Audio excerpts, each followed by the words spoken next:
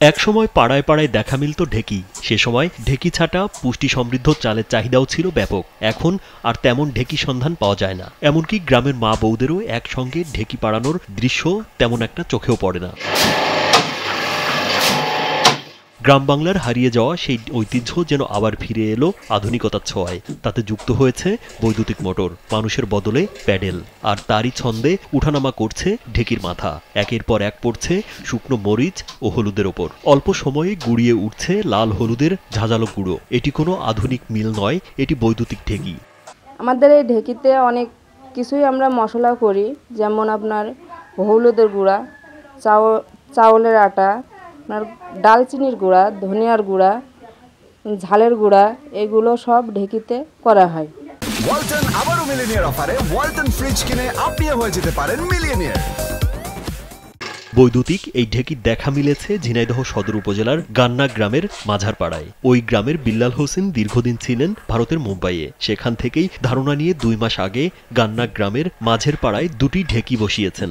নতুন এই পদ্ধতিতে ঢেকির সাথে যুক্ত করা হয়েছে শক্তিশালী মোটর ও প্যাডেল সিস্টেম। আমি দীর্ঘদিন দেশের বাইরে ছিলাম, তা আমরা চিন্তা ভাবনা করলাম যে আমাদের যে অতীত প্রাচীন যে ঢেকিটা ছিল সে ঢেকিটা বসাতে আমার 1.5 লাখ টাকা খরচ হয়েছে। তারপরেও আমি গর্বিত যে আমি প্রাচীন ঐতিহ্য ধরে রাখেছি এবং সেটা ধরে রাখার চেষ্টা করছি। মোটর চালু করলেই ঢেকি স্বয়ংক্রিয়ভাবে উঠানামা করে, আর শুরু হয় মশলা তৈরির কাজ। এভাবেই চলছে হলুদ, মরিচ, ধনিয়া সহ নানান ধরনের মশলা তৈরি। ঢেকিতে গুঁড়ো করা এসব নির্ভেজাল মশলা তিনি বিক্রি করছেন জেলার বিভিন্ন স্থানে। কিছুদিন আগে তৈরি করেছে, ফ্যাক্টরিটা চালু করেছে, কিন্তু বর্তমানে আমরা এটা ব্যবহার করে দেখছি যে খুবই সৌন্দর্য, এখন মানসম্মত। ঢেকিটা খুব সুন্দর, দেখতেও সুন্দর, চলছে তাও সুন্দর। ঢেকিটার মশলা খুবই সুন্দর, ওটা নির্ভেজাল।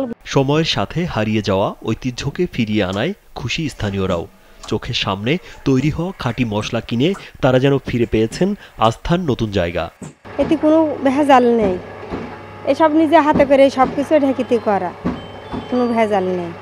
যেটা খাতে হবে সেটা সঠিকই খাতে হবে। এখানে আমরা ঢেকি করার পর থেকে এসে দেখি ভালোই মাল ওঠে। আমরা আধা ঘন্টা দাঁড়ায় থেকে এই মাল কিনি, ভালোই ফ্রেশ পাওয়া যায়। এখানে ঢেকি করার পরে আমাদের গ্রামে যত লোক আছে বা আশপাশের যত লোক আছে, এই ঢেকি কুটা মশলাই এখান থেকে কিনা হয়, বাইরের তার কোনো জিনিস কিনা হয় না। তারপরে বাজার ছাড়া এখানে একটু দাম কমেই পাওয়া যায়। হারিয়ে যাওয়া ঐতিহ্যের প্রতি শ্রদ্ধা জানিয়ে সময়োপযোগী প্রযুক্তির ব্যবহার করে এটিকে নিজের পেশা হিসেবে নিয়েছেন উদ্যোক্তা বিল্লাল হোসেন ও তার পরিবার। মানুষকে ফাইবার যে খাবারটা ঢেকিতে কুটলে যে ফাইবারটা পাওয়া যায়, সেই ফাইবারটা পরিপূর্ণভাবে থাকে ঢেকিতে কুটলে, যা মানুষ খেলে সুস্থ থাকে এবং ভালো থাকে। এই জন্য আমি অতীতের ঢেকিটা ধরে রাখেছি বা ধরে রাখবো। বিল্লাল হোসেনের এই দুটি ঢেকি তৈরি করতে খরচ হয়েছে 1.5 লাখ টাকা। আর ঢেকিতে প্রতিদিন গড়ে প্রায় 1 মণ চাল, হলুদ, ধনিয়া ও মরিচ সহ অন্যান্য মশলা তৈরি হচ্ছে। রাজীব বিশ্বাস, কালবেলা।